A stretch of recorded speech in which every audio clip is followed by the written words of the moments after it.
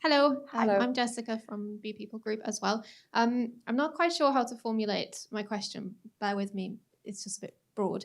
I'm just wondering whether any of you or all of you have some thoughts on whether ESG, I guess, as a whole, at some point, either soon or in the future, will form part of a very kind of formal sale or acquisition process of a business, whereas right now you might look at financial year-on-year growth, headcount, revenue, actually whether formally we might look into ESG, and therefore, because you were talking about a positive stance or how companies need to change, but keep revenue at the forefront, could it be that companies will kind of kill off prospects if they don't change, and just how do you feel about that?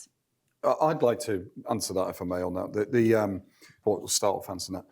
I think there is some evidence already of organisations that we know through the EBN that valuations have increased by some form of metric around ESG. The problem is, what are those metrics? And there isn't a standard thing that people are buying into. But notwithstanding that, I can think of 2 or 3 organisations, I won't name because it's indiscreet on that, but where people have said to me, they're owned by, or the money comes from private equity, and the pressure on the board is coming from the owners to improve the whole ESG behaviours. And the board, quite frankly, was saying, we've got enough on our plate.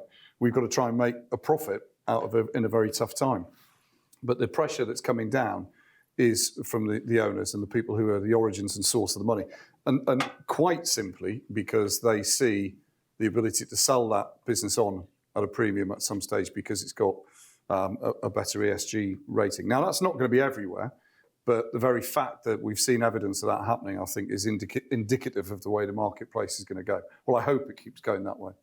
But as well, let's be honest about it. Even if you take like all ethics out of the decision, you want your business to be resilient. You want your business to have a supply chain that can deliver on time, and in the face of climate change, resource being finite, you want your business to be prepared to face the future world. So it's, as an investor, it's all in your interest to know that the money you're putting into any sort of organization will not go first because the business you're investing in cannot cope with the world we're living in. So even if you don't believe in climate change,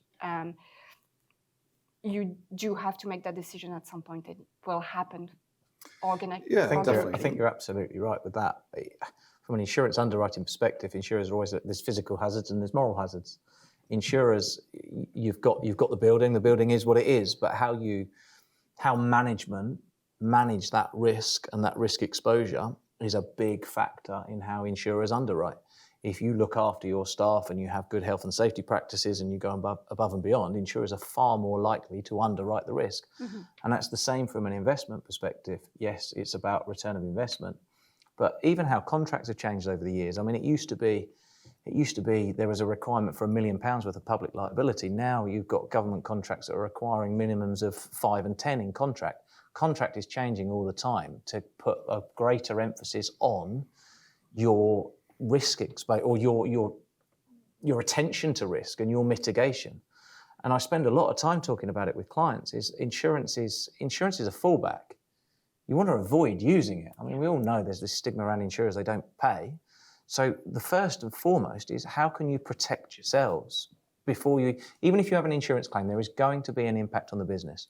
So what you do to mitigate risk internally and to stop that and to prevent that fallout and that disruption that there will inevitably be, something that a check won't cover, you want to implement it. So absolutely, whether it's ESG or whether it's how you look after your staff, whether it's how your recruitment processes, your tendering process, whatever it is right across the board, the moral impact and the moral approach is absolutely fundamental. And I think that will be from an investment, from a lending perspective, and from a return in investment in the longer term.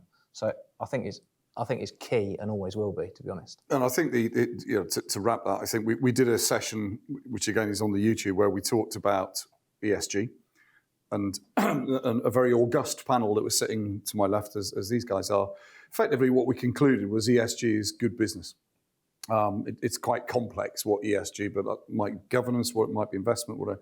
But it's just good business, and therefore a well-run business is going to have a great evaluation. So it's inevitable, I think. And the point is, whatever the motivation is, if the motivation is you set a business up and you're going to get another naught on the valuation because your ESG practices are good, do it. Okay, brilliant. We'll draw a line at that. So I'd just like to say a huge, huge thanks to the panel here tonight, to Helen, Buffy, Tamsin and Jonathan. Brilliant. Thank you very much, guys. It's been an absolute pleasure having you here. I hope that you guys have enjoyed it, and people who are watching this from the comfort of their own homes, you don't know what you're missing out on. Round of applause to these guys.